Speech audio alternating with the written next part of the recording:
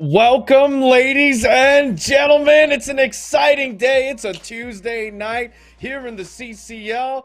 I'm your host, OG Susano, joined by my co-caster, Mick. Mick, we're back at it. How you Yeah, doing? I'm feeling really, really good, man. I mean, as much as I love Mondays in CCL, the only thing that beats Monday CCL is Tuesday CCL. We get Oh, yeah. ourselves to I'm not going to say the better regions, but overall, just the regions that feel at home, man. We got the Southeast, we got the whole entire Eastern region to just go ahead and deal with. And I can relate to every single one of these players that are going to be out here today.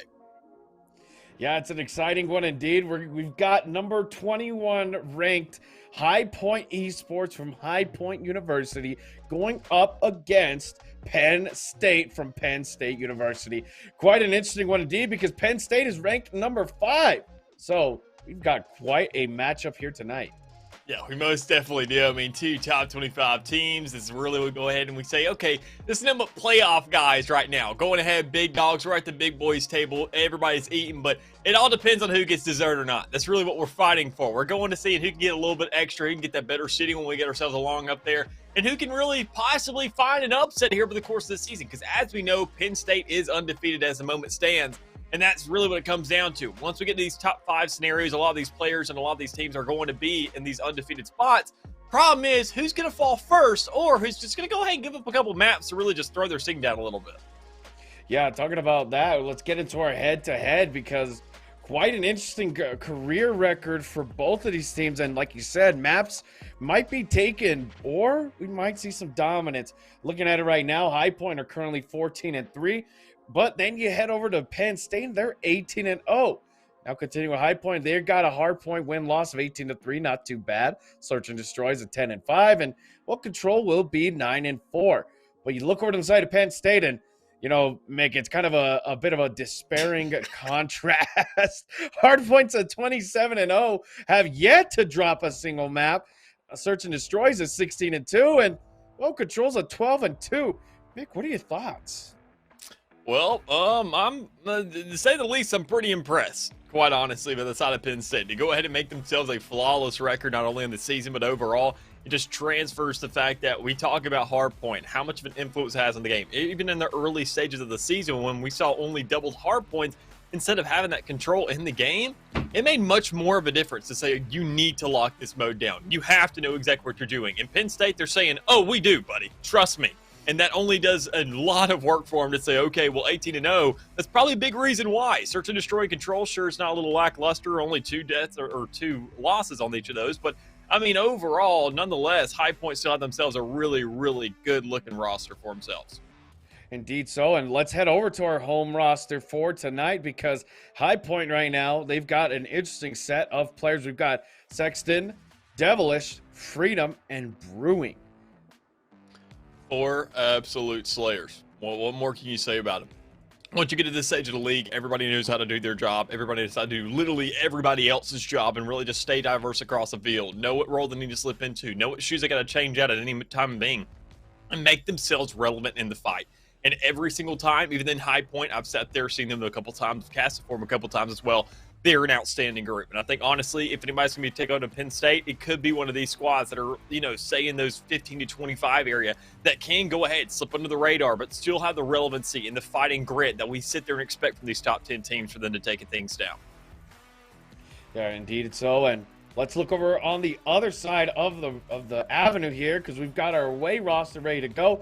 It's Penn State, and well, looking at these players, I am definitely going to be a bit worried. We've got Tased, Johnson, Epics, and Shades. And like you mentioned, at this point in the season, all of these players have played with each other for, already past split 1 and heading into the end of split 2. And, well, heading towards the LCQ with only 1 more week being away. Well, my friend, these guys are ramped up and, well, like a fine-tuned car, they're oiled and ready to go. Yeah, I mentioned those shoes, switching in and out, being able to know when you have to fill certain ones at certain times. Problem is with Penn State, once you get to these kinds of players, you're starting to realize somehow these guys are managing to wear Swiss Army knives. They can just go ahead and fill in whatever they need to be, whenever they need to be, and however they can do it, because they never really need to take that extra time to make the adjustments. They know, they've seen everything, they've also adjusted around it, and they've overcome every single obstacle they could, and now it will be week 10 of the league. So, I mean, already for them to have that kind of adaptation and know what exactly they need to do across the board, need to get themselves in somewhat of a fighting chance, which it never really even gets there. But when it does, they can make the adjustments and go ahead and diminish the impact as much as possible. But regardless of that, we can sit there and talk about the rosters. We can talk about the players all day here and there and discuss about how they excel in each area of their own respects. Problem is, we can also talk about the maps that we're going to, because those tend to be a little bit more important in the big scheme of things. Yeah, you talked about adjustments, and looking at our map pool for tonight, adjustments is going to be the name of the game. Starting off, we'll be heading into a hard point on Tuscan. Second map will be a search and destroy on Berlin, and that is going to be a big one where adjustments are going to have to come in. Then we'll head towards a game 3 onto Control with Gavitu.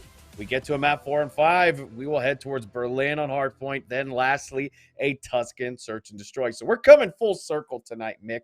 Starting at Tuscan, ending on Tuscan if we get to the game 5. But overall, these first 3 maps are, in my opinion, very diversified, and where adjustments are really the name of the game. Yeah, I mean, you could say that to some extent, because I would like to say that Berlin and Gavutu, they're kind of obviously pretty AR heavy maps. Berlin, you can make your adjustments anywhere need be. You can play on the inside reps towards that A side. Make sure you can play close on that B. If you do, go ahead and close out that distance and then work around the SMGs. But for the most part, you're going to be relying on these assault rifles. You're going to see snipers being brought out maybe here in a couple rounds on that search and destroy. But when it comes down to Control, that's where we see a lot more aggression. It's going to have to be reinforced there. You're going to have to see these teams bring a little bit of that spirit from Tuscan, transfer that over, and bring it right back into the game. Because especially considering the fact we were on to search and destroy, going to Berlin, they're going to have to slow down immensely. They're going to have to figure out what exactly to do, how to make these adjustments, whether or not to play for retakes, whether or not they need to set up across the middle of the map and go ahead and see if they can set up these speed bumps and get intel on players. There's a lot of considerations we have to see from these two teams. And quite honestly, it also all starts right there on Tuscan, like we mentioned. Being our first map, being all the aggression that comes out from it, especially in Hardpoint, where we can sit there and say it's an absolute bloodbath, and Penn State being undefeated in Hardpoint, it's going to be somewhat of a little bit of a, I would say, a right foot for them if they can also start this. But thing is, they're already used to running the same pattern. I definitely agree right there. Tuscan's going to be their right step in the direction, and with Tuscan, now being a much more of a comfort maps for these teams at this point in the stage, I'm definitely going to be interested to see if High Point have something in their sleeves for, Penn State, who are currently those hardpoint giants, and maybe they can steal the map from them and upset their perfect record. What do you think? I think it could definitely be possible. It all comes down to around to that search and destroy and that Control, quite honestly, because I feel like if High Point, they can have themselves somewhat of a relevant score start line whenever we see what they can do on Tuscan. Say if they make it, like 175 points to 250, whatever it may be, somewhere within that range, they could say we have a fighting chance. We're expected to lose in this hard point. Let's not get shut down about this. Let's not be too scratched up.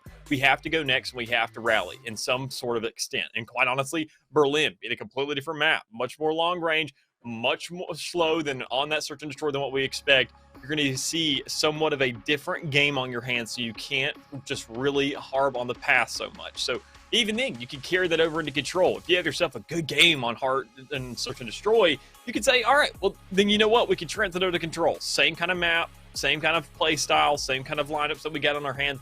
Problem is we have to play a little bit more aggressive than what we last saw. We can punish Penn State for getting overzealous, for letting them ego chalice as much as they have, because when you get to this stage in the season where you're dominating everybody, you're eventually going to get an ego. Let's be real about that. You're going to ride off of it. You're going to try to challenge every single player you see, and already out the get-go, we're going to see some challenges in the middle with this hard point, as we already see Sexton able to grab that first kill. Exactly. Great opening pick to be able to set the pace for his team.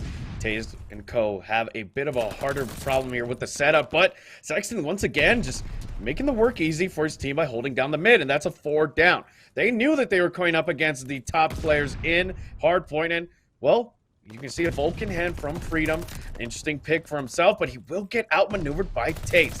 Overall, the rotation not being too big of a focus because, hey, when you get enough out of the first hill, you can definitely sacrifice a bit of that time for the rotation.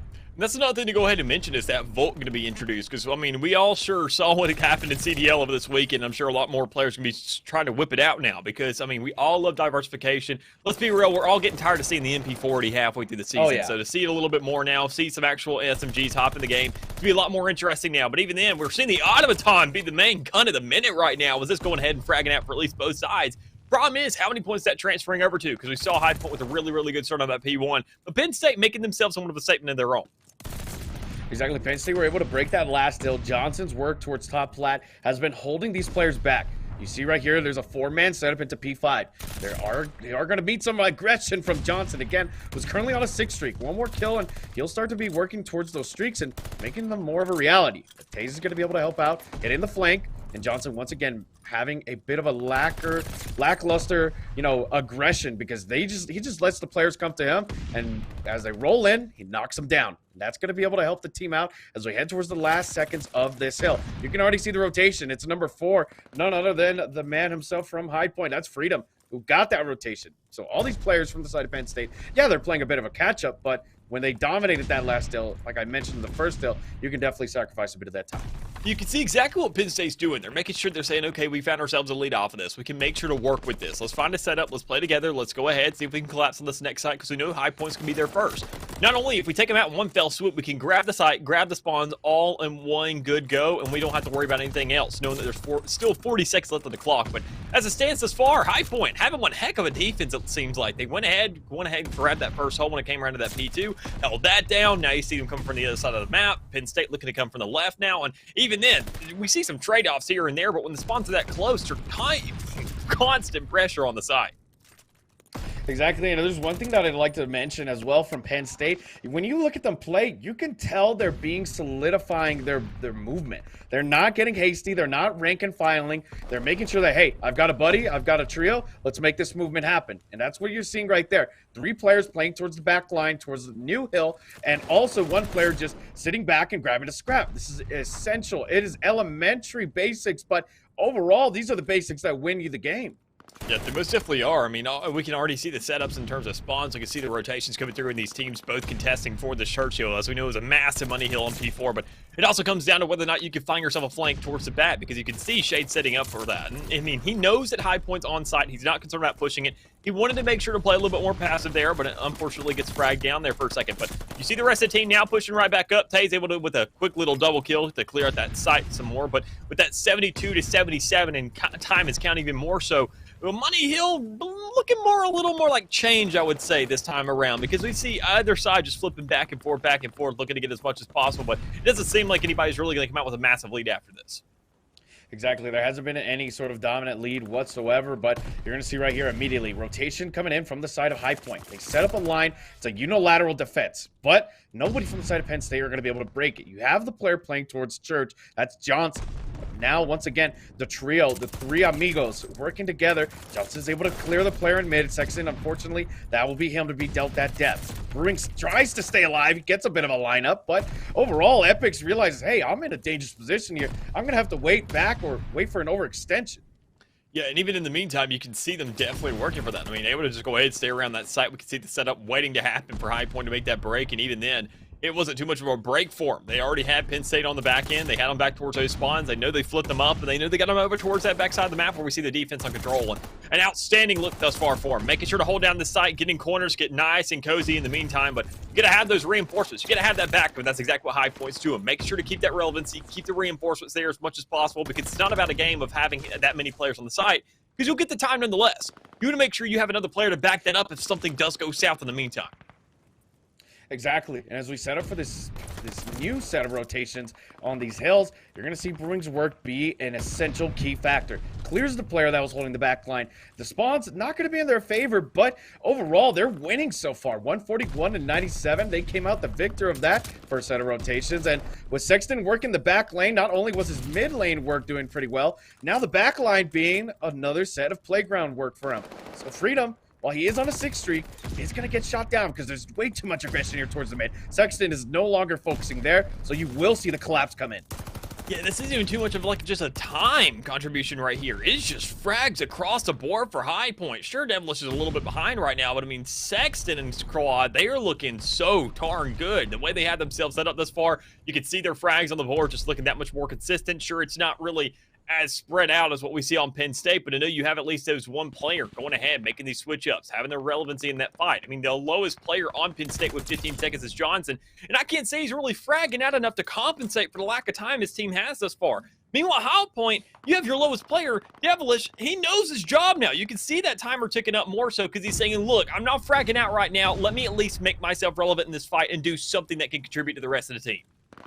Exactly, OBJ wins the game, as they say, but you're going to see right here, Johnson's play towards the top. It's going to be a big one. He's looking for these players. Nobody's here, but you will see the fight going in towards Church. All High Point members are currently hanging out in the pews. Johnson's cleaning up the work. All lurkers will be denied access, and, well, there you go. Johnson realized that, hey, the spawns are coming in from behind me. He unfortunately takes a bit too much bite to chew. Will get taken down, 172 to 127, and Penn State are, you know, currently in a bit of a sweaty position, if I will say.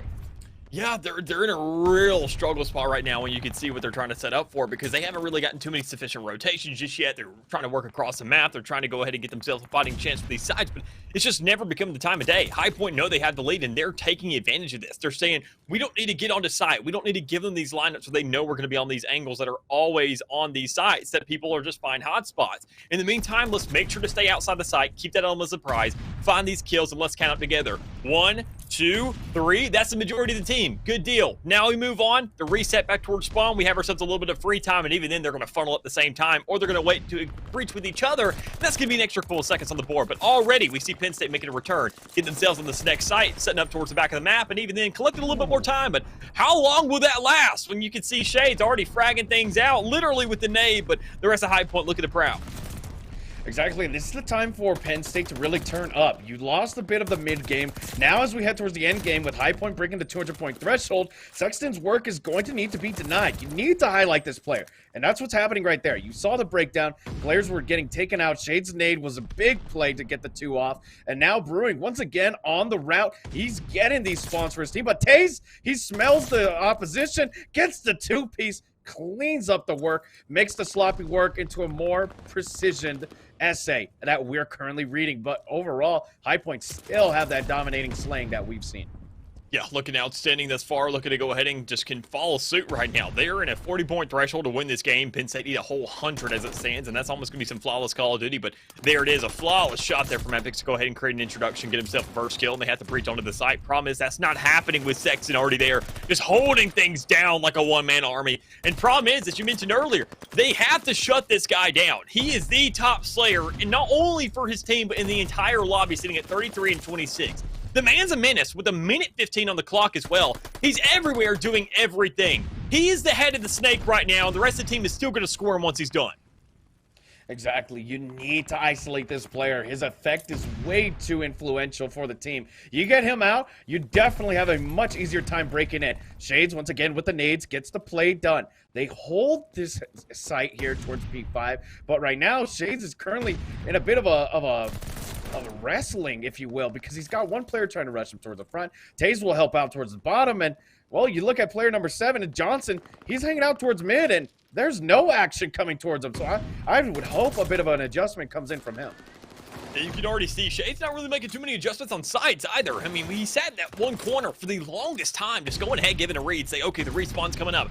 That's going to be the first spot High Point checks when they come back for this respawn to find themselves a frag to answer things back. It made such an easy answer for them. They're already getting back on site. They're holding it down as well. It's causing Penn State to have to be in this struggle position. Very desperate, looking to go ahead and stall this last 3 seconds. Problem is, I don't know if it's going to come through with the collapse on High Point. 3 players stacking this site and making sure to close things out as they only need 1 more second. Find that last kill, find that first map, and make sure that Penn State, your undefeated record on hardpoint, baby. It may be week 10, but goodness gracious, it's never too late to shut you down.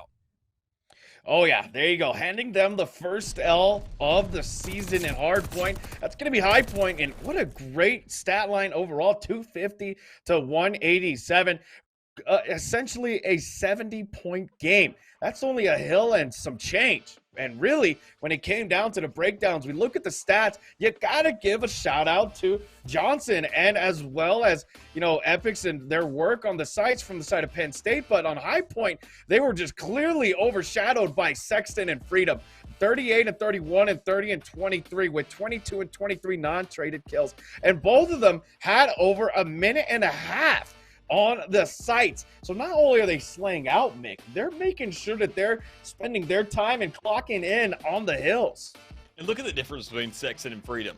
Literally the same exact respect. You had with Freedom and Sexton, Freedom had 8 less stats and 8 less kills as well to transfer. He said, but I also have 20 more seconds on site, keep in mind. So that's just less gunfights I got into. If you gave me the time of day, I was going to get that same exact stat line. So, I mean, go ahead, give me the props where I deserve them. And don't worry, buddy, we definitely are. But thing is, regardless of the kills that we saw from both these players and the deaths across the board, it doesn't even matter when you see that the non-traded kills are only one off from each other. They were making sure Freedom, who was on site finding these kills, he was finding those non-traded kills in these contested areas, comparative to just running around the map, looking for those opportunities and making the most of it. Problem is, Penn State never really saw them coming. That's the biggest deal. I mean, sure, we just got done with spring break, but apparently they're still on vacation, is what it seems like, because we have to see them wake up today. Penn State, this is not the Penn State we've seen thus far. They weren't playing across the map. They had themselves a little bit too static of a setup, I want to say, because even then when I mentioned around there on that P5, we saw them set up for the same spot, not transferring off of that, not really looking to switch up these angles, not really checking the entirety of sites and getting overzealous. They said, okay, I'm collecting time. You know that High Point, they are looking at what you're doing, they're trying to study it, and they're trying to counter it. There's not really too much counterplay. It's just you being that much better of a shooter. And we didn't really see that. We didn't see them setting up for better positions. We didn't see them setting up for power plays. We saw them set up as a group when it came around to retakes and sieges. But once you had control of the side, why are you leaving him in all by himself? I 100% agree. And, I mentioned it at the beginning. Penn State, it felt like there was a much better forming as a team. But it felt like midway towards the game, once they realized that, hey, High Point came here to play. They're the underdogs here. They're number 21. We're number 5. Like you said, that ego child mentality clearly was their downfall here because, hey, they were working together as a team. It looked like the team was there. But then once we came towards the mid-game adjustments, they were like, hey, screw it. We're throwing that out of the window. We're just going to throw bodies. Hey, we get 2 players down. Well, I'm going to leave you in the site by yourself.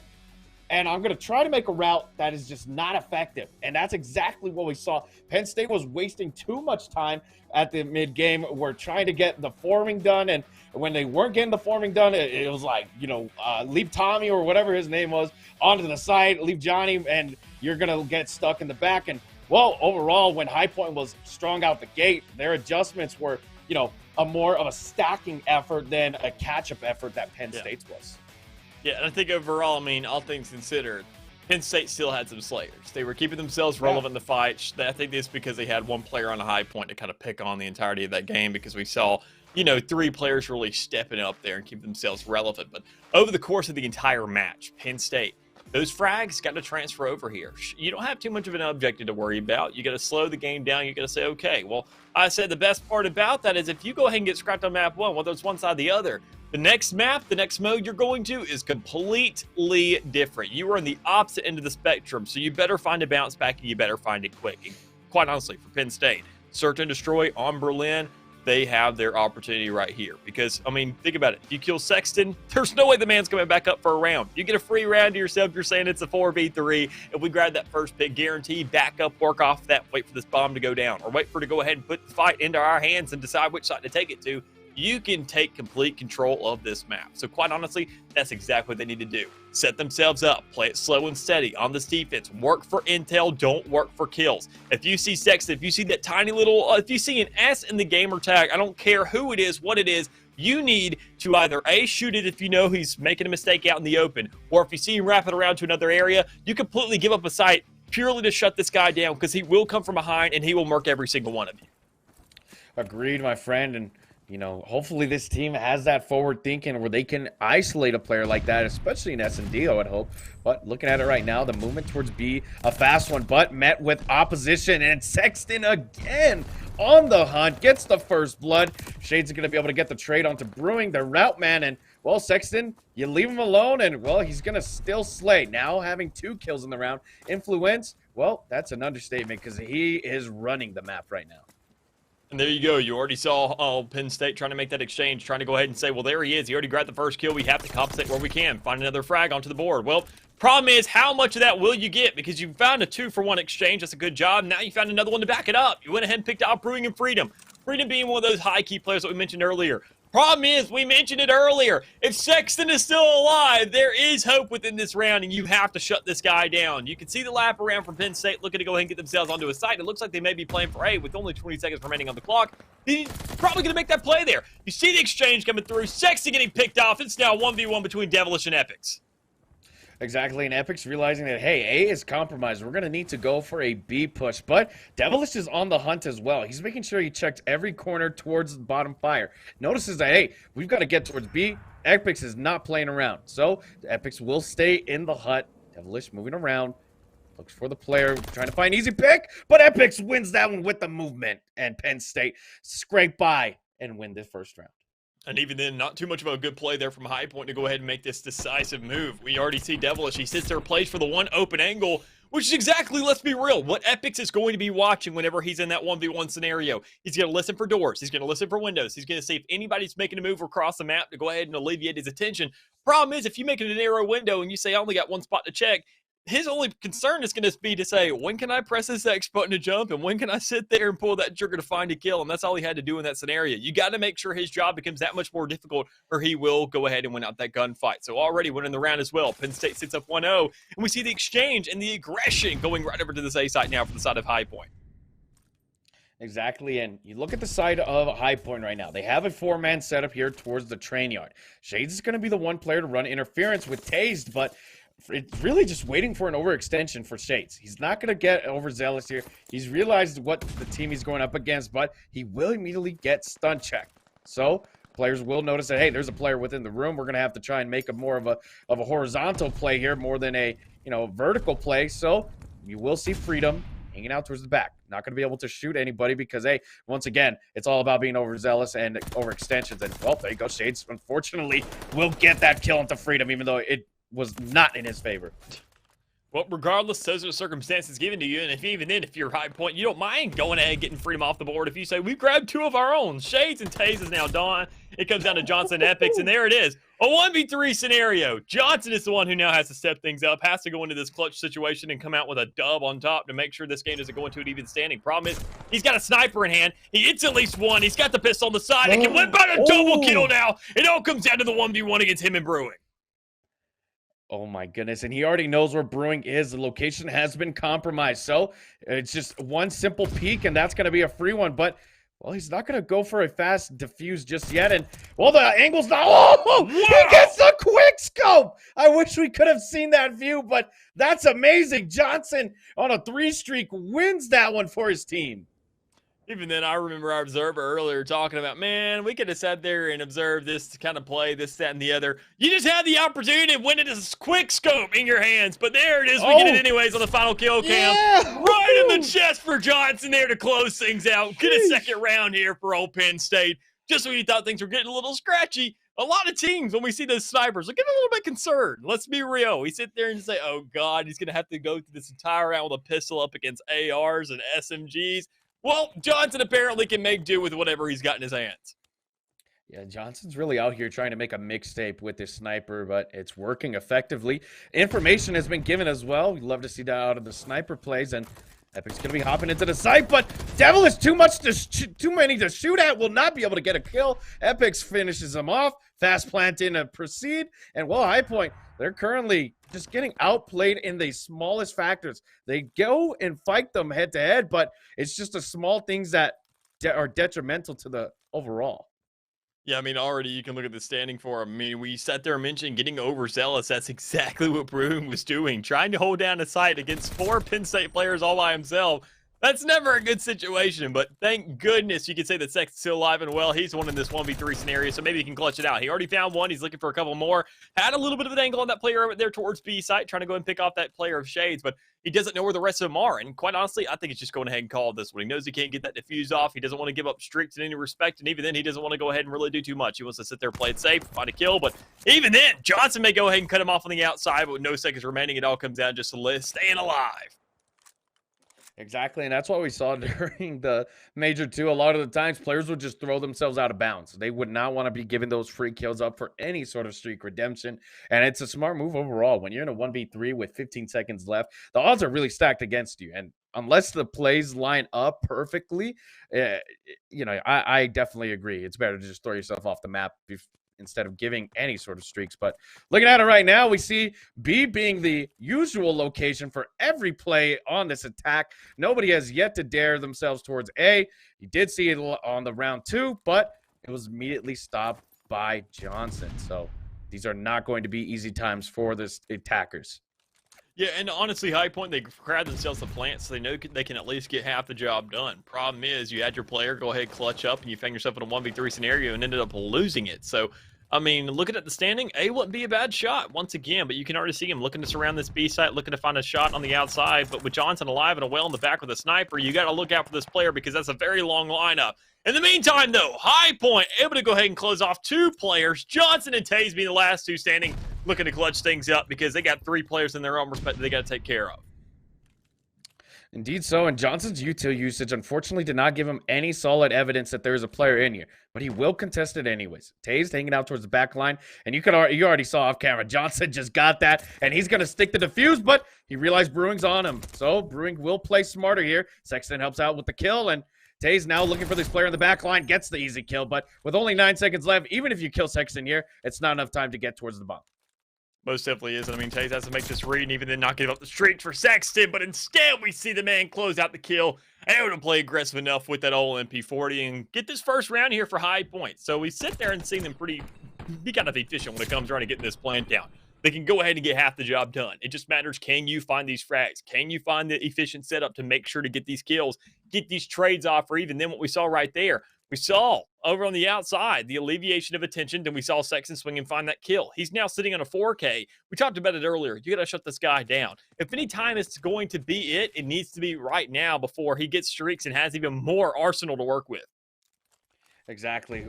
A glide bomb in the back pocket is not something you want to go up against. The information given is way too valuable. Even if you get a kill, information at the end of the day is what S&D is all about. Freedom unknowingly realizes, hey, these players were under my nose the entire time, and well, he's not going to be able to get away because now all players from the side of Penn State have him surrounded, so he's going to need to run away, wait for a bit of reinforcements. Volk in hand, not enough though.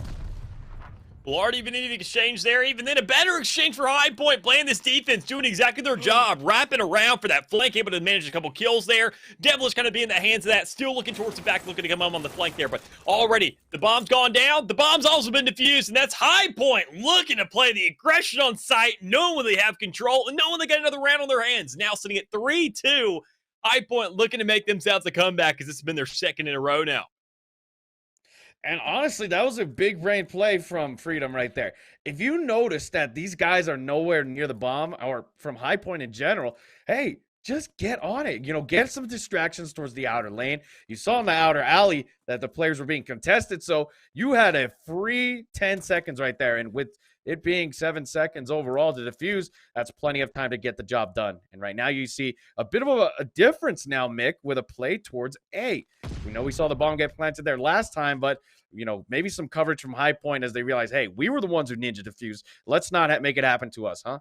And even then, I mean, I think they're just feeling comfortable on this A side. They found themselves that plan earlier, that first plan of this half, and they said, okay, look, we're doing good on the side. They found another round with a defuse. They won both sides of the field on that side specifically, but as it stands thus far, when you see that first kill for each side already go down, it's now a 3v3. So the game slows down a little bit more so. Teams get a little bit more respectful of the players that are left onto the field because you never know where they're going to come from. Problem is, if you're the side of High Point, you have to be watching for this flank. You don't know if a player's coming through the back because even then, Brewing isn't able to cover the entirety of it. He's towards the B side. He can give you that intel to say, okay, nobody's pushed up just yet. But with Epics over there towards the outside, with Sexton already down as well, you have yourself a pretty good darn chance to get this bomb down. Even then, find it and detonate as well if you don't grab the respective kills in time. Problem is, Epics can't pull one. Freedom is going to be the last player standing as Brewing goes down as well. This is looking like a really sticky situation, but even then, it's sticky so much that you can't even really manage yourself to get out of it. Exactly so, and with the numbers advantage being way too much of a disparity, 3-1, well, Penn State, they immediately just throw the man advantage at him. They lose it, and well, we enter the dagger round now. 4-2. This is a dangerous setup indeed, but overall, Penn State have definitely shown us a new light that, hey, we're number 5 for a reason. They've had a bit of a tough one with the last 2 rounds, but overall, their positioning has been pretty well, in my opinion. Yeah, I think they're finally getting themselves back in the stride of things, looking to go ahead and fill out what's going on. Because when we sat there and know that Penn State has half the amount of losses as High Point, they've been in every single map thus far. They know how to play every single map, and even then, they know how to win on every single map. It just comes down to whether or not they can really actually do that, whether they can execute. Because we can see them do half the job pretty efficiently, either get the bomb down or make sure to go ahead and grab that first kill on their hands. But High Point is looking to just beat them in their own game, and that's what they're already doing. Sexton stepping up again, finding that first frag. It makes the job for Penn State so freaking difficult when this man is just going off like he is. Indeed so, and Taze will be able to respond back, denies the kill Taj out of Sexton. Now Epix gets a bit of a fight towards Devilish. They're not going to be able to capitalize just yet. Epix now realizing, hey, there's an opportunity here. Devilish needs to regen. Johnson immediately capitalizes, gets the bomb down with his teammates' help, and now a 3v2 with 40 seconds on the bomb. This is a comfortable situation for Penn State. It definitely is. I mean, already in a 2v3 situation, you had to set up around the site. You know you got the bomb down. You're saying we're attacking. Just play for post-plant. Find the kills. Take off Brewing if he's trying to shove you guys. It's nothing but a 1v3 and a freebie round here for Penn State, as they say. Let's close this thing out. Let's get to match point. Let's find ourselves going home all fine and dandy. I think, honestly, it was just the way they found that aggressive plant. They found that first kill. You go ahead and pick off Sexton. You're saying, oh, my God, easy breezy. Everybody take a breath. Go ahead, kick out your lawn chairs and say, let's find ourselves a setup around the site. Because now their MVP's down. We can do whatever we need to. Freedom, another guy who was going off in that last map, he's barely sneezing in this game. The man has absolutely no volume to him as it stands right now because Sexton's sitting at 11-5. We mentioned it. He is literally the only player you have to kill. Exactly, and I think it's very smart out of Penn State to isolate him like this, but you've seen the effect. You know what's going to happen now, and, well, Johnson's sniper work towards the back line gets rewarded, and there you go, a very fast and conclusive round. Give Penn State the 6-2 dub, and now bring the map count to 1-1.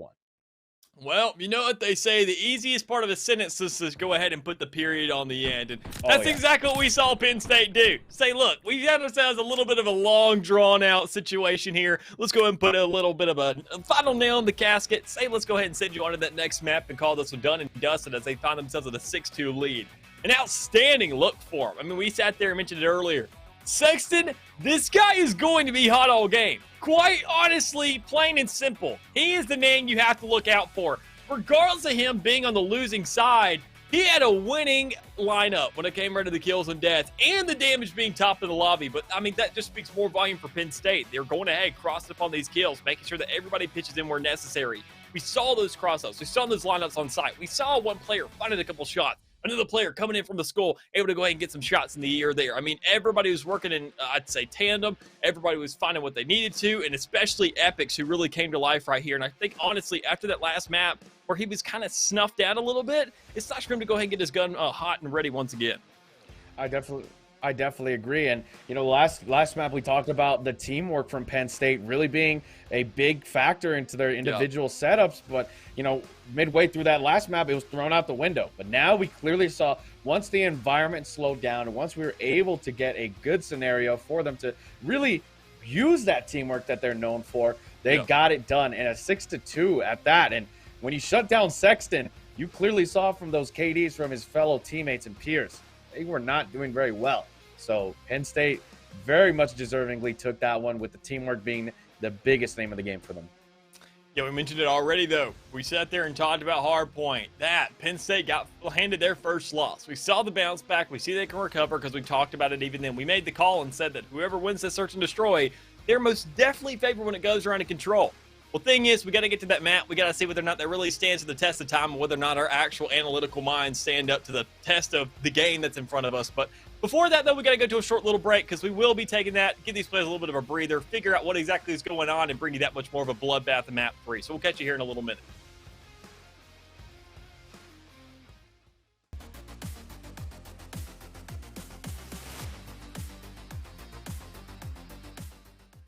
Welcome back, ladies and gentlemen. Map 3 coming into effect. High Point Esports versus Penn State. We're at a 1-to-1, Mick. It's been a great map set so far of Hardpoint and Search and Destroy. We had 2 decisive maps. Now heading over to our 3rd map, which is going to be Control onto Gavitu. We've been guaranteed a 4th map for tonight, which will be Hardpoint Berlin. How you feeling, Mick? I gotta say, man, after these first 2 maps, I'm feeling really darn good. To know that we sat there and saw High Point with a pretty darn good win to shut down Penn State's flawless hardpoint record thus far for the past 10 weeks inside the CCL. And then for Penn State to say, we're not even worried about it, we're gonna bounce back and find ourselves a 6-2 on the Search and Destroy.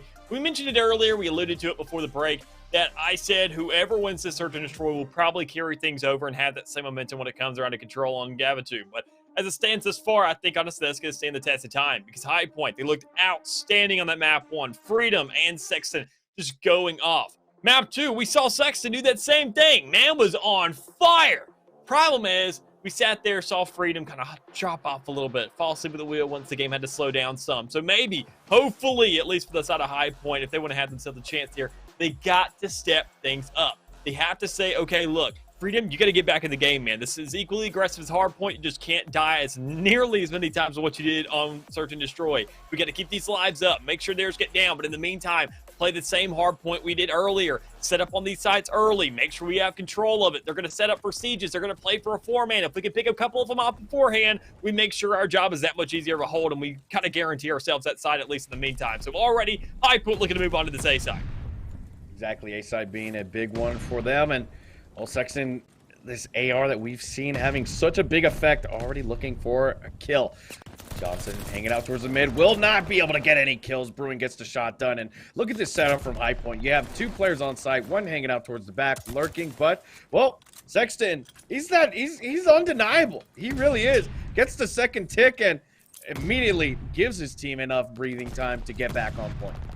Yeah, and even then we already saw it. I mean, the rest of his team looking to get overzealous, trying to push for some maybe aggressive kills and make sure the job's that much easier. But Sexton knowing exactly what he can do. He's saying, regardless, whether they're pushing me, I'm pushing them, we're going to find these wins. I'm going to get these kills, and that's exactly what he did. Set up towards the back. They know that Johnson's up the stairs. Problem is, not close enough as Devilish runs right into his face and has a barrel to meet him on the other side. Able to go ahead and close out that first site, though. Already A on lockdown. Only a 3-life differential from the side of Penn State and High Point right now. They have to go ahead and find themselves on this B. You can already see a little bit of control there as Freedom's out in the wide open. Able to manage a couple kills onto his hands, make things that much more doable for him. But problem is, you can see Penn State, the way they're stacking across the map. They're looking to play. They're hoping to hold down boat. You see the setup in the spawn, but it's not going to work out as Epics and Shades both go down. So that's full control of the map for the side of High Point to make a push.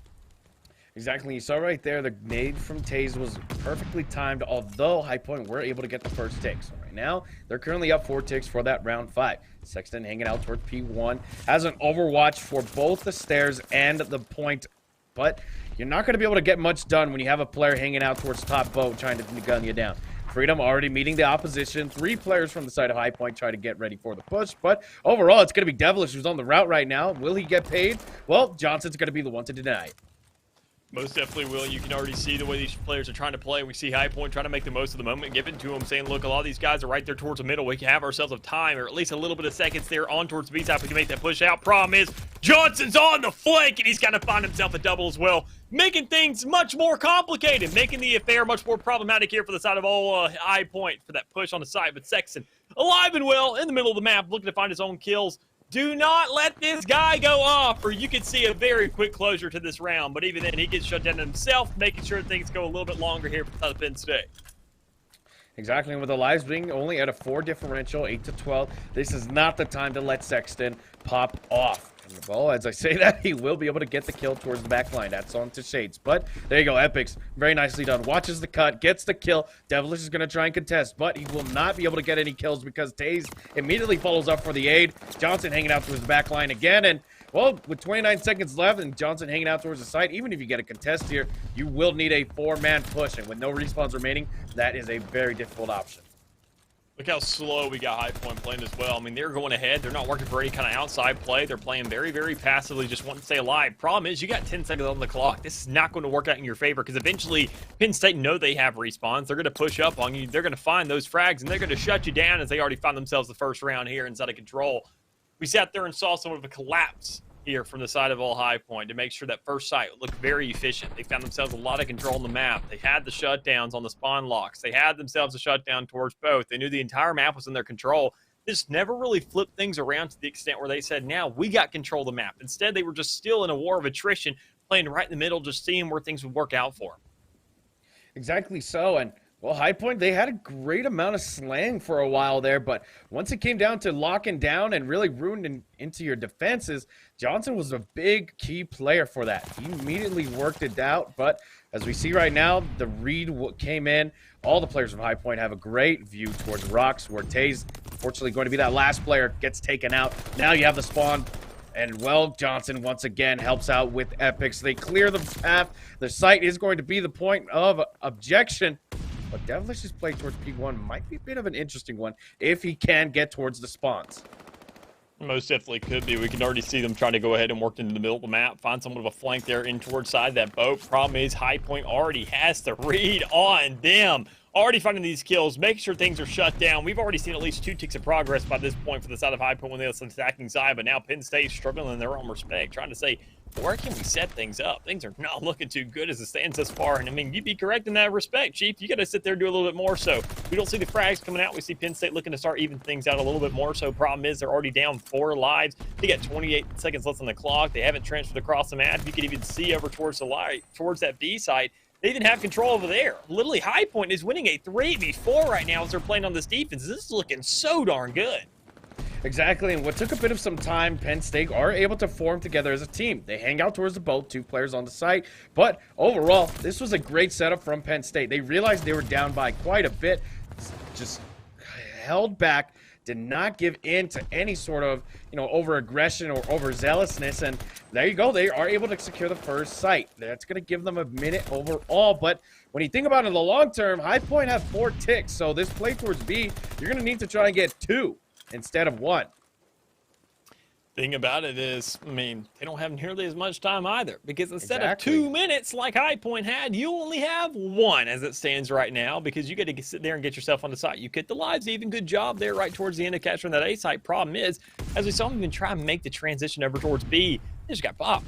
I mean, already sitting at 18-15 and another 3 life deficit, making it that much more hurt to them. But I mean, they're going ahead and even things out. Problem is, they're playing very, very slow, methodically towards the outside from this A site, trying to cut through spawn, find the kills there, then make an easy transition to B. That is a lot of check marks to ask to be filled in your shoes. You're trying to sit there, hope that a lot of things line up in your favor, and I just don't know if it'll go like that, especially when you see Sex in the back, you see Devilish grabbing a kill of his own. You now know it's 15-12, you got 30 seconds remaining, and that tick is going away in the snap of your fingers. Things are looking grim for old Penn State, at least on this attacking side. Exactly. I mean, we were at this 30-second mark last time in the first round. High Point already had a great differential amongst the lives. Right now it's 14-8, and Penn State are the ones on the back end. So you're going to see this play towards Outer Beach be a bit of a last-ditch effort with 14 seconds left. But Brewing watching the cut. He's cleaning up here. And Johnson's going to stay alive with the inch of his life left. Nades are going to come in. And, well, Taze and Co., they're sheep to the slaughter here. They're going to get taken down by Sexton and Freedom. That's absolutely massive. We can already see the life differential just going ahead and just running away with it. I mean, this stage in the game, we saw the same exact result by High Point. Thing is, they have a little bit more to be working with and a little less time on the hands of Penn State. As we see a little bit of the cherry on top, High Point winning out this round, making the even exchange 1-1 across the board. That round 5 you mentioned when it came around to this control site, the ticks on their hands, I think it's going to have a much bigger contribution to this game because it seems like round 5 could definitely be inevitable. Indeed so, and with only 1 tick being the difference right now for the side of High Point, to have that round 5, because we saw only a site being secured for the side of Penn State. They were not even able to get half of the first tick for that B site. So when you think about it in the long term, High Point are playing the right moves here. They're playing the beat of the song, and well, it's up to Penn State to try and change the rhythm here. That's what we're going to see as we have a bit of a movement here towards B from the side of High Point. But other than that, Freedom, and he's getting the shots done with the Volk, and that's going to give you this site for free as all players are hanging out towards the cut. And I like this cut right over towards the B side immediately from high point. So let's throw in a curveball. We get this first tick of progress. We can fight for A later, but right now, keep the lives even. Let's go ahead, keep the contest down, make sure we can get as much of a fight as possible. In the meantime, you see Freedom cutting over towards the A side, trying to make the plays on there, trying to find the kills to back it up as well. He gets a little bit of a peek onto Epics and knows the player's up top, but in the meantime, he gets killed right there towards the middle off of Johnson, saying things are going to get a little bit more scrappy if you're looking to really go ahead and close this thing out, because even then, no ticks of progress put on just yet, but you still have the contestant on site, 58 seconds, sitting still and stagnant as it stands thus far with a 2-life differential in favor of Penn State. Exactly so, and no sites have been secured at all for High Point. This is a bit of a slower one, but A will be the target of destination right now. Freedom currently being stuck in this site by himself. He has players above him, but Taze running the horizontal battle will take him out. Epics helps out towards the top, and well, when you have Brewing running his AR, we've seen how well he can be influential. And Taze, unfortunately, he will get that first kill and gets the hip-fire shot on the next. Only the first tick being secured, gets a bit scatter spreed with the shot, and well, Johnson being that last player left will have to try and set up for his teammates as they rotate in. And even then, looking at the standings thus far, I mean, we sat there and saw that initial pick over towards the B side, then trying to go ahead and take control of that when it comes on to High Point. But even it's just not working out for them. They saw the transition. They tried to work across the map. They had a tickling when it came around to that first round. But as it stands right now, they are in a huge deficit for the big scheme of things. And we see that they only have themselves 1 tick of progress overall for this one specific thing. Right back to the attacking side, we expect to go ahead and step things up. And they finally found some necessary kills, some critical kills at that. But Sexton's just sitting up in the middle, not even fighting back, makes the job that much more difficult for the rest of the squad, which is trying to go ahead and grab this 3rd tick. Yeah, at the end of the day, you just need to grab this A. You're up 1 tick overall, but with a 3, that's going to give you back to that 4 status. Even if you lose the next round, the first A side, and you hold B like you did, you will still be at that 1 vantage. And you see the life disparity, 8 to 9, and Freedom and Sexton, they're finally turning up of what seemed like to be a bit of a slumber for them. It was now 7 to 9 with a minute left. I think it's time for some team deathmatch here. Yeah, and it's a perfect opportunity for High Point, quite honestly. They went ahead, they made Penn State get desperate, they made them fight for that site to the last second. They said, okay, well, at what cost? You have just thrown so many respawns out the window, but even then, it all comes down to this last couple seconds. You have 47 seconds. This is team deathmatch, as you mentioned. You find the necessary kills, you get a free B site for the taking and a free offense to win it off as well. Problem is, Penn State, they're stepping up the kills. They're keeping the life disparity really, really close. They still have the advantage as well. You have to find these kills. Play towards the spawn. Get aggressive. Make sure not to die from Epics there up top there towards B. And you can make sure that that 3 life disparity isn't going to be a problem anymore. But even in High Point, with only 2 players left, trying to make their way onto site, I don't think it's going to happen, Chief. 18 seconds and a dream is all they got left for them. Exactly so, with 1 life being left, but it's Brewing gets the shot done. That's a 1v4, only 11 seconds. Like you said, this is a bit of a monumental task right now, and with 2 ARs gunning you down from the back line, Penn State will take that round. But as we look at it now, 4 ticks will be the advantage for the side of none other than High Point. So really, who's the winner of this round when you think about the long scheme? I mean, yeah, only 3 ticks of progress. We even see, I mean, High Point, they're keeping themselves relevant. It's not the life disparity anymore that really matters in that round 5. It's the ticks of progress, is the amount of sites you go ahead and pick up, so they keep them things even. They say we're still up 1 now in the big scheme of this game. If we get around to that map 5, or as it seems right now, or not the map 5, excuse me, but at least around 5, they have to get themselves into a standing where they say we can keep Penn State locked down right here. And I gotta say, High Point's defense looked a lot more efficient than what we saw in Penn State thus far. I mean, already out that first round, that was a huge tell. We saw the adaptation, we saw the adjustments being made. Problem is, are those going to continue? Are we going to see anything new right here from either side? Are we going to see anything change up? Well, as it seems right now, no real change in the life differential just yet, because we're keeping it even in that respect. Oh, and Freedom immediately cleared out that P1. The only player left on site is going to be none other than Epics, but he hasn't even gotten onto the B site, so he will not alarm any sort of triggers, but, well, he does get the kill, immediately hops on, and now you're having a double jointed effect here. So this is really what you needed, a split push to scatter the efforts and try to get some more ticks overall, but Freedom will deny it before they even get to the first tick. And now well, Shades is running it. He gets the job done. That's going to be a close first tick, which has not been guaranteed just yet.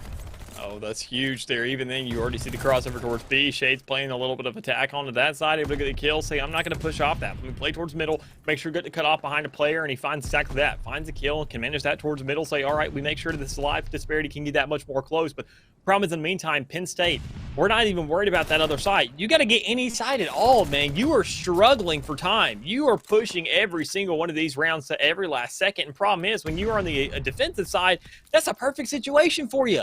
But right now, you're not playing defense. You got to get on that site. You have to capture it because this game is closing out almost immediately is what it seems like. Exactly. And not only do you need 5 ticks here to guarantee you that defense, they're barely even working towards the first one. With 11 seconds left and Sexton ready to go here, Freedom will get taken down by Epix. Epix once again finding the second kill. This is massive. They get the first kill now. 2 ticks going to be the target right now, and all players on the side of High Point, they can still breathe a little bit better here. It's 13-15 with possibly a minute and 11 seconds. You know, overall, they're sitting much comfortably than what Penn State's going to have to try and fight for. Right now, the tensions are at an all-time high for their team. Yeah, and already, I mean, you mentioned High Point being able to breathe. Good God, it seems like they're suffocating as it seems right now. I mean, already stuck back towards their spawn. They're saying, what exactly is going on? You see the shots, and then the H is really flushing onto Sexton there, who's caught in a really bad spot. And they're ready to be even pushed right back to where they start, right there in the spawn of the defense, because that's exactly what High Point is doing right now. They keep the life disparity pretty darn close, so they're not really too concerned in that respect. But I mean, as they move across the map, they got to get towards the B side. They got to make the plays here, and that's exactly what Penn State's job is going to be. But you can see him making a very, very meticulous move towards the middle, trying to play out these spawns, trying to say, all right, check back and forth, back and forth. Where do we want to make this move at? That's a really difficult question to answer, whether or not you're a caster or a player or a coach, whatever role you may have in this game. You can't really answer that right now. It all comes down to whether how much time you got, how many lives you got, because regardless of whatever the standing may be, if you don't get at least 1 tick of progress, you're not going to have anything on the line. You're going to be sitting on attacking once more where you have not been successful at all, as it seems thus far. Exactly so, and in this moment, you do not need to be overzealous from High Point. You just need to watch the cut, and, well, they got a bit of overzealous there, 3-7, and Penn State are currently fighting back with much effort and vigor that we did not see last time. So now it's 2-8 or 2-6 in terms of lives, and this is a very scary situation because you only have 11 seconds to really fight for, and Sexton's going to get denied, and Penn State, they win the attack and make it 3-1 and take the third map. That's massive. I mean, we already saw Penn State. They made sure to play off these lives. They say, look, there are so many contributing factors now. Players aren't going to be as concerned when it comes to their lives anymore.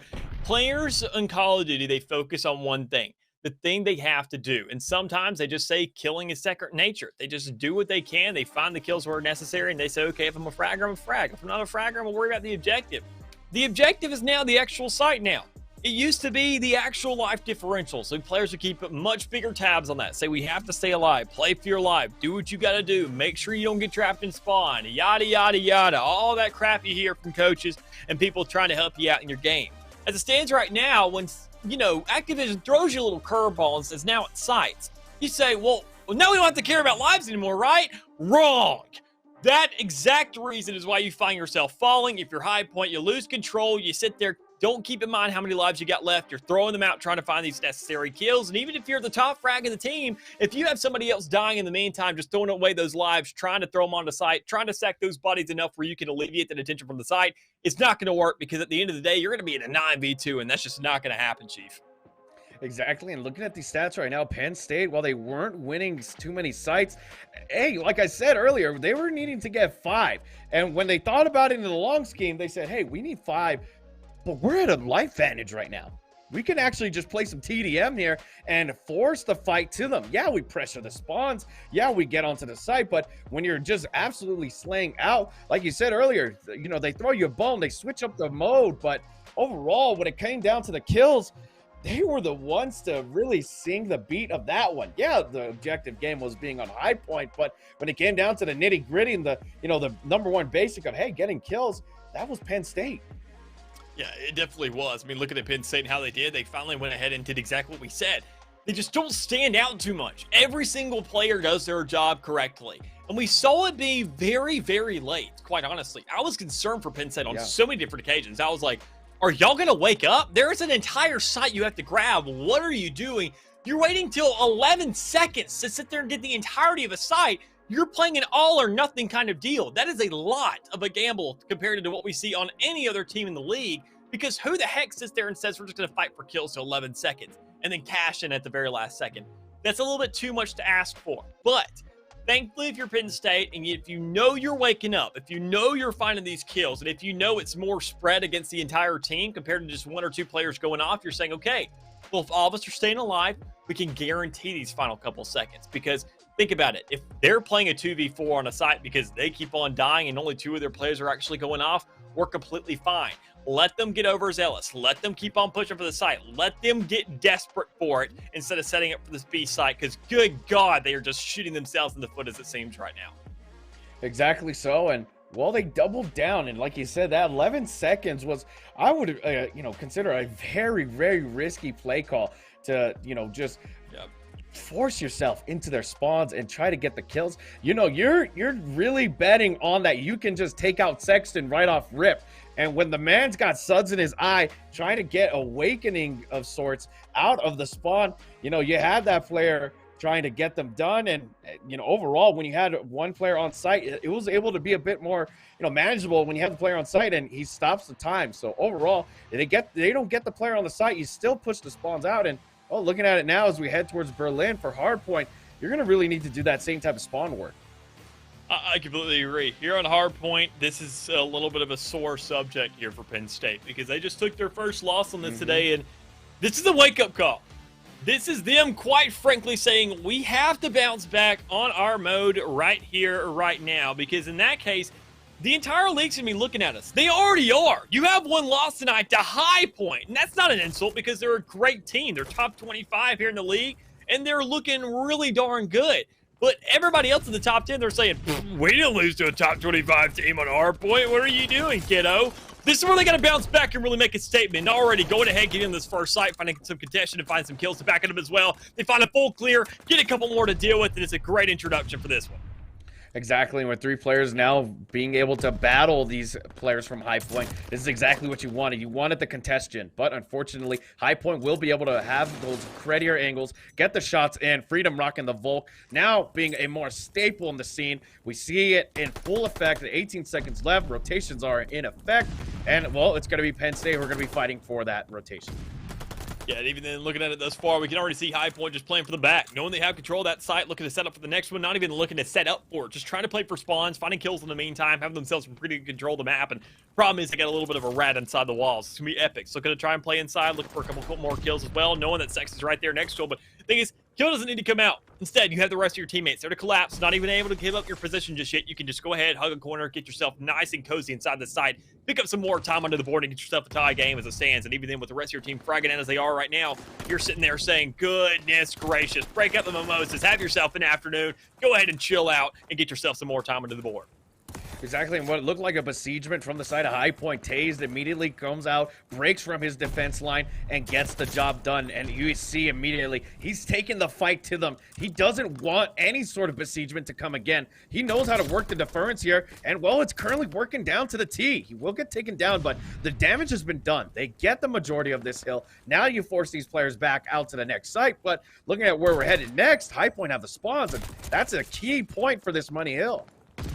Yeah, in order to look at the standing thus far, they grab almost the entirety of this last site. They make sure to get themselves somewhat of a lead, but even it's not definitive because it's only around 20 seconds. Problem is, High Point, they are locked up towards the back of the site. They're trying to fight their way out of spawn. They're already ready for the next, but even then, they're grabbing two birds with one stone. Sure, they're trapped, but where are they trapped? Inside the site. They're picking up time. It's a problem here for Penn State because they got to make a push. They got to make a play somewhere, and this is where it finally comes in. From the flank, they pick up the spawns. They go ahead, create the little bit of kills they need to go and back it up as well. They flip everything out. They say, look, the site's ours now. We got to go ahead and work out what we can. Sit there, find these angles, find these kills as well. And thankfully, with Taze just whipping out with the double kill. The man saying, you need it? Well, I got it. Yeah, and Johnson gets a lineup of his own too. Clears out the bottom fire. Now, you force these players out of their spawns. Yeah, you give them the first 15 seconds, but you get the overall. That's what matters the most. And Johnson, he's slipping through the defenses. He's solid snake. He's made the successful infiltration. Now he's going to play towards the top train yard. Now, no players are going to suspect he's back here. So you can wait for your teammates to roll in. You can get this job done. And looking at the side of High Point, they're nowhere near anywhere having a bit of influence on this site right now. Yeah, I mean, and they're definitely not. This is the site that we sit there and say is a money hill. It's always P4. And right here on this map in Berlin, it's a lot easier to take control of knowing these spawns are literally like inside the site. Sure, they're like 2 steps away. You go ahead and click your left stick for a second and you're already back on there. But as it stands thus far, they're holding things out. That's all it comes down to. You got Brewing trying to play for these spawns, not really getting too overzealous, but waiting for the right opportunity. Knowing there's a player on site, knowing that Penn State is fragging out right now, knowing they are going to probably grab the other 25 seconds left on the site. If you're High Point, quite honestly, you take your L. You go ahead and know when to fold and you go to the next one. Exactly. You got to know when to fold. Indeed, my friend. You know, we talked about high stakes and betting and double downing.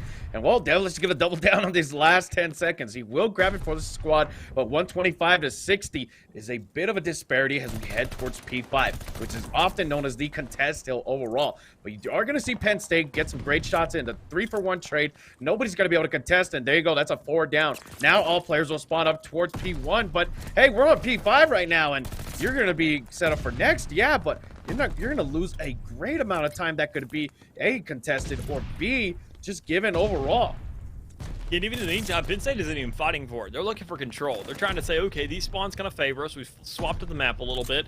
If we don't grab any time here on P5, we're not worried about it. But if we can grab some time here and there, make sure the kind of disparity gets that much larger, we can just play for this. Because Johnson isn't even touching the site, you can see right there. Playing towards the top, trying to get passive with it, trying to let them know, okay, where are these players at? I'm right above you. I can touch the site. I just don't want to. Kills are that much more important in my books, and I got to make sure I can set up for them to keep this speed bump in the middle of the map to set up for this P1. So as we can already see, 10 seconds left. Shades in the back already able to go ahead and close one of those kills on the Brewing. They're setting up for P1. They're trying to get the rotation right back on. Problem is, Delvish and Freedom are holding this thing out, and they're saying, look, we're setting up for it too. We're just doing a much better job. Exactly, and after being a bit of a drowning effect from that first set of rotations, this is where you need to try and wake up and get your footing in the water. And Devilish, well, he's running the interference that Taze usually does for his team, and he even takes him out, which is great seeing that. But Freedom, fortunately, he's going to be left on the site with his teammate who's currently getting out-slayed. But Freedom, no worries at all. The Vulcan hand gets the job done. Having a bit of a slower game, 10 and 13, still has impact plays that are felt overall, and Sexton being the last man in the site. He waits for his teammates. The besiegement has come in. Johnson, once again, that sneaky AR gets the infiltration, and Tased once again running that interference. And that infiltration alone is just kind of one of the biggest plays that we could have seen out of Johnson there. To go ahead, come for the breach, come from the middle of the map, come right up under, and then find yourself these kills. I mean, that is what you're looking for if you're trying to look for somewhat of a comeback. To make sure to also hold this lead if you're Penn State right now.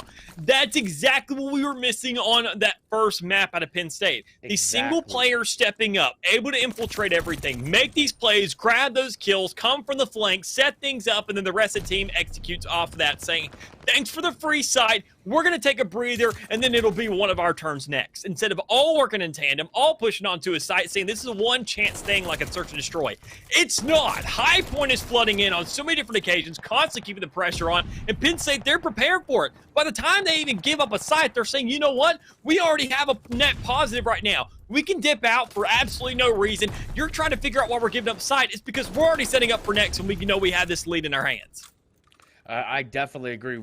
Wonderfully said, and you can already see right now that rotation being a big factor for Johnson. He's going to get found out, though. I think the point now from High Point is that they know that, hey, when we get towards this next site, somebody look for Johnson, because this guy knows where he's going to be at, and his movement is absolutely insane. And they're going to see the fight for the scrap going to be for Penn State as they break 190. High Point once again have this spawn, but last time we were here, Mix, they lost it. They had a bit of a, while it was a blessing to have a close by spawn, it more or less felt like a punching bag in terms of proximity.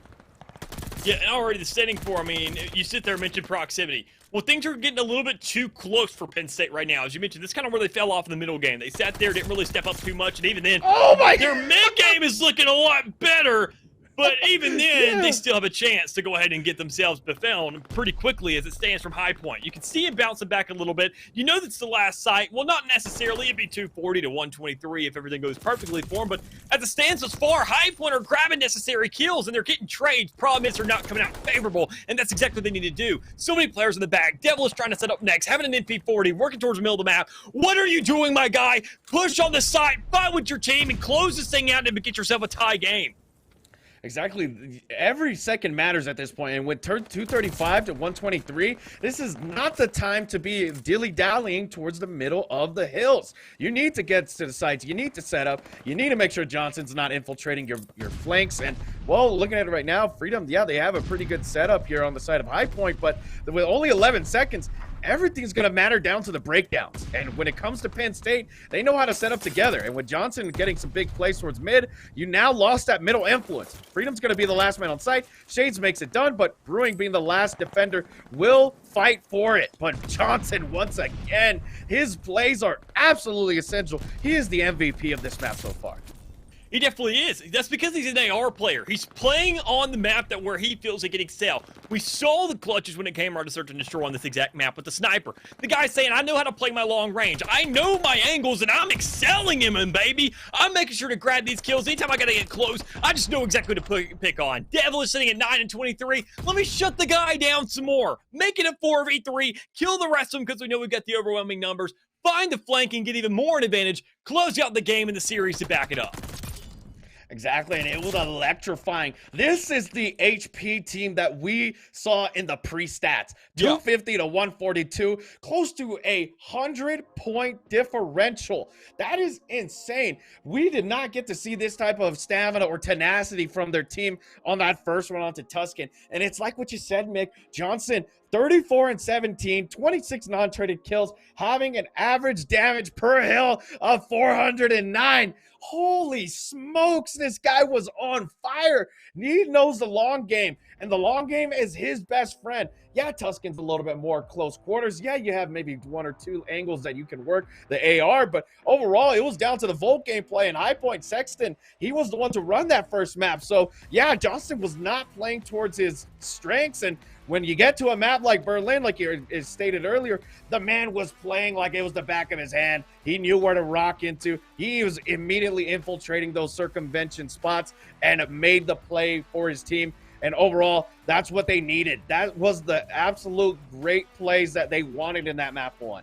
The two things I want to mention is go ahead and look. I got two stat lines to talk about. The entirety of the time here for Penn State, everybody was looking even. Crazy enough, everybody was pitching in when it came around to the hills because everybody was doing their part. We did not sit and dust. All very, very isolated numbers on each one of these teammates, and people just weren't stepping up where necessary. Sure, it's one of a tier system here, but that's because everybody was doing their respective job. The time Johnson spent on site was when he was infiltrating, when he was coming in from the back, when he was making sure to set things up and say, I'm holding on to this. We got a couple players pushing in right back from their spawn. If I just keep this down, wait for my teammates to reinforce me, we can make sure to shove them out of this spawn. In the meantime, the one biggest thing I got to talk about on the scoreboard is Sexton went negative. They shut the man down. Think about how much of a volume that spoke. He literally said, screw this, I'm going to start playing hill time. That's not his job. He's a fragger. He's a slayer. He shouldn't be worried about the site. When you know that man is forcing and getting desperate to play onto a hill, you know you're doing something right. And High Point, finally not really getting themselves a stage. They got their little lights and moments here and there, but even then, on the closure, on the period that we mentioned for Penn State, not only on that last map, and not only on the final round of Search and Destroy, but for this entire series, they said we can put a period on the sentence, close things out, and go home now. Definitely. And, you know, one thing I want to mention before we head out for tonight is, you know, the head-to-head when it came down to that you know, what do you call it, the circumventional player, you know, you had Taze who was breaking setups like it was nobody's business. Yeah, you had Johnson who was infiltrating and getting behind enemy lines, but when it came down to breaking besiegements, he could immediately tell in the snap of a finger, hey, guys, there's been a slow minute of intermission. Something's going to happen here. And he immediately got out of their setups, would work the outer ring and get those kills. And then you had Devilish on the other side where he was trying to do that for his team. But, you know, when you talk about it, that's supposed to be Sexton's job. That's not his job. He was not playing to his strength, and that's why you immediately saw him go, you know, a very, very disparaging number of 9 and 23. So, yeah, overall, let's look at the roadmap that we had for tonight because the maps were absolutely insane. A 3-1 win for Penn State. We started off on Tuscan, Hard Point. High Point showed us that they were a much better, closer quarters team than 250 to 187. Then we headed over to Berlin, search and destroy, where Penn State were finally playing to their strengths of long range, and it was 6-2. Gava to control, 3-1. We clearly saw that slaying power come into effect. It was now being evolved more, finer, precise. Then we headed over to Berlin hardpoint, where it was just a repeat of that search and destroy, a beat down, 250 to 142, a close to 100-point differential. Mick, it was absolutely insane. It most definitely was. I think it's a real statement here for Penn State. They keep their undefeated record, good and all, but I mean, they've had themselves still what they think to be a bump. I think of more like a bruise. It's going to sit there and show up for a much longer time than expected. Is that first hard point, having any colors besides white and blue on the screen at all, is not good enough for Penn State with the standing that they're in right now in the league. Being number 5, this is going to go ahead and put somewhat of a damper on everything else they have to provide, knowing that they sat there. And the biggest thing I can take away from this is that they just don't know how to really counter SMG. Sure, there's been a big, long break. They're finally getting to the wraps of things. I think it may just been a couple scrims they missed out on to get themselves warmed up once again, to kind of get things back into the groove. But, I mean, that one mistake alone has cost you a flawless record. You could have gone through this entire season into playoffs saying, we have hardpoint. That is an intimidation factor in its own respect, because a lot of Call of Duty players are going to say, look, let's go ahead. We want to be the guys to shut them down. We want to be the one to go ahead and get in that flaw record. All the top 10 teams are saying, we want that. We want that accolade on our belt whenever we go ahead and close things out and win the entirety of this. Problem is, it just got robbed away by High Point. Like, all these top 10 teams are saying, why? Not only now, High Point, you got a target on your back because they're all ticked off that you just robbed that from them. Because we sat there and saw that Penn State, they excel in long-range maps. That's very much a given. We saw them on Berlin, Gava 2, and then Berlin again. An outstanding kind of stat formats we saw in comparison. 6-2 on hard, or 6-2 on the search and destroy, 3-1 on the control, and then they sat there and shut them down, had a much bigger insult to injury when it came around to the second hard pound because they bounced back even harder. Problem is, if we're looking at Penn State now, we got to be concerned, and all these other teams are taking note to say, choose aggressive maps. Bocage, let's take them there all day. They're not going to be able to play this game. Tuscan, they looked weak on it. Screw it. We'll go ahead and draft it in there. We get ourselves a free round and we make this game look that much more doable. Penn State needs to know how to lock down these SMGs much more efficiently, because I guarantee you there's a heck of a lot better players than Sexton in this league right now. Exactly, and that was the point I was going to make before we head off, is that teams have taken note now. They know, hey, those Berlin, Gava 2, the long-range AR, favorable maps, we're going to have to try and veto those when we go up against Penn State. But overall, it's been an absolutely amazing night, Mick. We're going to get off for tonight. We hope you guys enjoyed our coverage. We are not going anywhere. The channel's not going anywhere, if I'm being real, because we've got Rome and Spider Tiff coming on to give you the rest of the coverage for the last 2 matches tonight. They're going to be going with Florida Gulf Coast versus FSU Esports. In my opinion, a very exciting matchup. But we'll see you guys soon. Hope you enjoyed, and enjoy this short break as we head out.